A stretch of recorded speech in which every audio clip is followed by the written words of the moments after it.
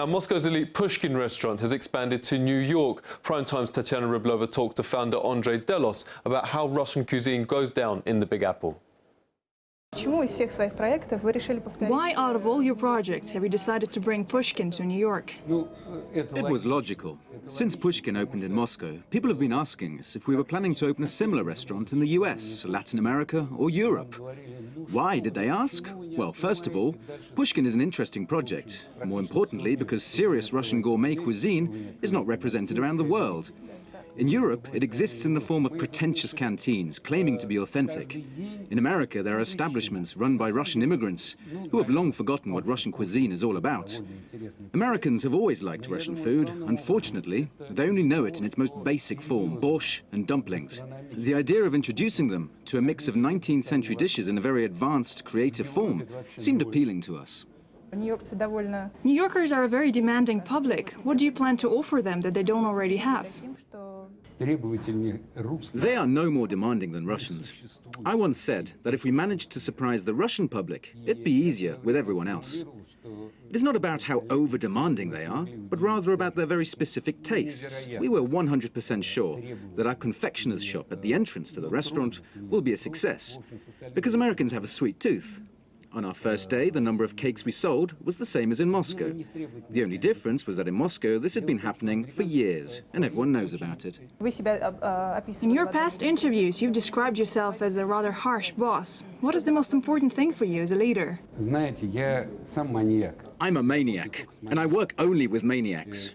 Other people don't survive in the restaurant business because mistakes here are very unpleasant. By losing one client, you automatically lose 40 because people talk. And the restaurant scene is the main topic of discussion at all kinds of meetings. And when a restaurant is condemned, it's horrific. When people tell me about a kind-hearted, soft and friendly restaurant owner, I don't believe them. A restaurant owner is a dragon. And as was said a long time ago, the personnel at a restaurant are an army. We've talked about New York, but what about Moscow? Which restaurant formats look most promising here? Moscow is a very warm city, but unlike beautiful but cold St. Petersburg, it's missing cute, light-hearted, tasty and expensive cafes. The reason for that is the lack of cheap premises in the city centre. History is to blame. In Paris, for example, the owners of such cafes live in the same 19th century buildings. And starting this tradition, which is exactly what makes Paris so cozy, is what we have to work on. But that's where the government should step in. What should young entrepreneurs planning to enter Moscow's restaurant scene be prepared for? For the worst. The fact is that today, the public catering system in Moscow has already been formed. In other words, every place under the sun is already taken. So if a first-time restaurateur has saved up the million or so he needs to open a restaurant, he still has to have a very interesting concept. He must be confident that it will work. Do you design your restaurants yourself? I do it, together with a colleague. It's very serious creative work.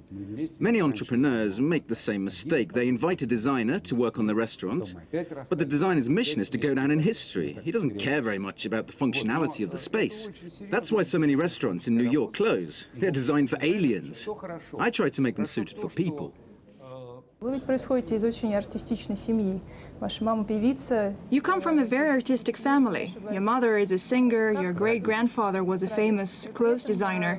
You studied to be an interpreter, worked as an artist, and have eventually become a successful entrepreneur. Which part of your background helped you the most? My artistic background interferes a lot with doing business. I mean, with the pursuit for cash. I've always said that if it wasn't for our dabbling in art, our company would have been 5 to 6 times richer.